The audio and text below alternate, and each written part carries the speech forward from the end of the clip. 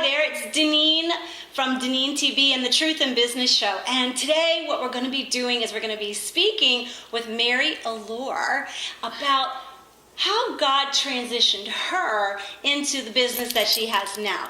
And this is Belle, by the way, so you'll see her in and out as well.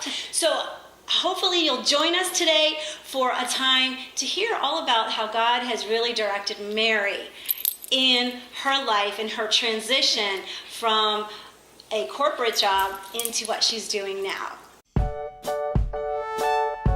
Make sure that you look Mary up on her social media handles and subscribe to the Truth in Business Show right here on the DeneenTB channel. Make sure to also hit the subscribe button or the bell, so that you get the notifications when a new video is coming out. So, Mary, I'm so happy you're here today with me. Thank you. I'm so excited to talk about all the things that God has done in your life. So, give us a little bit of background about where you've come from and how you got kind of in the current position that you're doing now. Okay, well, I definitely have been in technology my whole career. So right now I'm doing websites and I'm loving doing it. I started out when I was young. Back then, I hate to say this, but back then, technology was playing on my mother's typewriter. Oh, wow. I know, I'm not that old, but really, that's what it was. But I've always been into technology and loved it, and I got a degree in computer information systems, and I actually started working in a corporate environment when I was in high school. What took you from a corporate job? I mean, obviously you've been in the corporate world in various levels at different times of your life, but in the last couple of years, you've come out of that to really do your own business. What were kind of the catalysts for that? What was going on? Okay, well, I've always wanted to start my own business, always, from the beginning, but I didn't know how or what, so I've always worked in an office in a corporate environment, and I've always wanted to do my own business. My parents had their own business, so I think it's just in me. It's kind of your DNA. It's my DNA. It is. So I really always wanted it, but I never knew what to do, and I tried all these like side hustles that we call them now. Oh, yes. All yes. the side hustles. I mean, I did everything. I tried everything, and nothing really ever stuck. And I tried things outside of technology because I thought, well, maybe that's not what I'm supposed to do. So eventually, I was very unhappy in my current position. I was there for 15 years, and you just really get tired of doing the same thing. And I mean, I had worked up the ladder a little, But you're definitely a person, I think, who likes a challenge, likes to do something different. And like you said, I think a lot of us are the same way. We stay in a job because it's comfortable, because we know how to do it, but it's not really speaking to our heart. It's not really giving us the satisfaction that I know God wants for each one of us with our work, because it's what we spend most of our time doing in the week. And if we don't see it as something productive or challenging, then it just becomes remote and our life kind of becomes dull at the same time. Right. And that's what was happening? That's what was happening. Exactly, that's what was happening. Okay. So another position opened up that it was a lateral move for me. And I thought it was not technology, it was more management and processes and some technology. And I thought, well, I'm going to try it. And they hired me, and it ended up being a disaster. It was a disaster. There was a lot of problems. It's not one of my strengths, which I've learned through Deneen. I've learned, because I've done my strengths finder and all that, so I've learned. So yeah, that's what happened. And then I was seriously even more unhappy at the position, and I became sick. I started getting sick, and I didn't know what was going on. I had serious swelling all over my joints and everything, and I didn't know what was going on. And it actually took me 9 months to figure out what it was. I had an autoimmune disease, and I tried to go through treatment, and I was doing physical therapy, and I was trying to hold on to this job. And 6 months later, I had to stop. I had to. It was, everything became too much, overwhelming. And in hindsight, I am so grateful. Well, and that's what I want to say is that sometimes God gets our attention in a very, I always say, upside of the head kind of way. God needed to get my attention too, because I was not listening. Exactly. I was trying to find my own way. I was doing my own thing. I was pushing forward. I totally get that. I understand that completely. Sometimes we just forge ahead and we just go and go and go.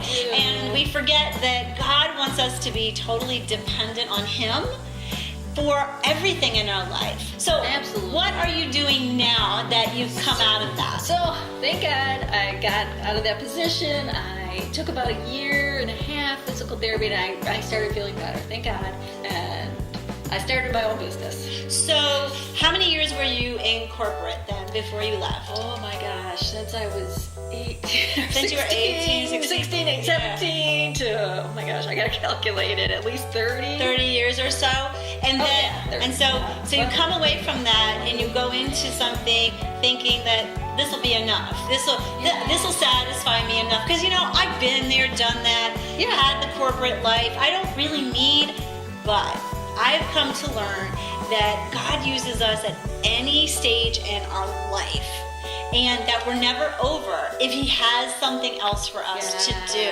God's not done with us just because we're in our 50s. Right. Or 60s or 70s. Life is not over. And that, yes, we may have to slow down and do it differently, but He's not done with us if we are still alive and breathing and all of those things. Right. So tell us about your business now. Okay, so I started out, I had begun getting some clients, a couple of friends who have their own businesses, other awesome women who have their own businesses, and I did do websites, email marketing, social media marketing, so I'll post on their Facebook, Instagram, they really get their business online. I think a lot of people do lack that because they're so passionate about their business that they need someone like you in the trenches, so to speak, doing those other things that they're not able to do because they're out doing whatever. Mary, tell us a little bit about what a typical day looks like for you when you are assisting your clients with their websites or their social media platforms or their blogs or things like that. Okay, well, I start working immediately. Well, I shouldn't say this. At first, I do my devotions in the morning. So at 7 o'clock, I start doing my social media. And I go through all of my clients' social media accounts, and I do my answer questions or likes or follow people, and that takes me about an hour. And what I found that surprised me very much is that I thought I would be at home a lot, working and everything, which I am, but what I found and I love is I get to go out and meet my clients. So I network with some various chambers, Deneen's group, and I have met the most wonderful people out networking, and of course I've got a business from it too. So either I network or I meet with clients, and then I usually come back and I hit the ground running again and I do all my technical things. So when you came out and you thought, I'm going to have my own business, did you really think that you were a Christian website designer, or did you think of yourself more as I'm a website designer who happens to be a Christian? Exactly, the second one. And there's a huge difference. In talking with other women who are coaches and things like that, the same thing. I ask them the same question. They say, well, I don't know, I want to be with Christian women. I said, well, then you need to identify yourself as a Christian speaker or Christian coach or Christian website designer. That means that you're only working with Christian people. But if you're called to do more, which we all are, we're all called to reach out to people who don't know Christ. And so it doesn't detract from you being a Christian, putting that a website designer who is a Christian. So when you think about your business and you think about how you want to show up to your clients, I know we've been working a little bit about personality and your style and the things that you can bring to the table. What do you think makes you or sets you apart from your competitors, from other people who do website design? Yeah, I think for me, and what I found is that I do offer a one-on-one approach. I meet with my clients. I really want to learn about what they're trying to do. I want to learn about their brand. I almost become their brand for a little bit while I'm building it, because I can't build a website or do their social media until I know all about their business and who they are and how they want to portray themselves online. Because really, it's about the people. It's not about me designing the website. It's about them. It's about the customer, because the website has to represent them. It sounds like what you've been going through has kind of been up and down and twisting and turning, and it hasn't been a straight line. And, I would love for you to give some encouragement to the person out there that thinks they've messed up or thinks that this is not God's will because it's not a straight line. What kind of encouragement can you give them? Oh my gosh. Well, first of all, I thought it had to be a straight line. Definitely. I thought if it wasn't a straight line, then I'm not doing the right thing. But I've definitely learned that it's not a straight line, and it never will be. I don't think we'll ever be on that straight line. So yes, I have gone through twists and turns on this adventure. I wish it had been straighter, but it's not. And actually, I'm glad that it's taken me through this, because I've learned a lot and grown a lot.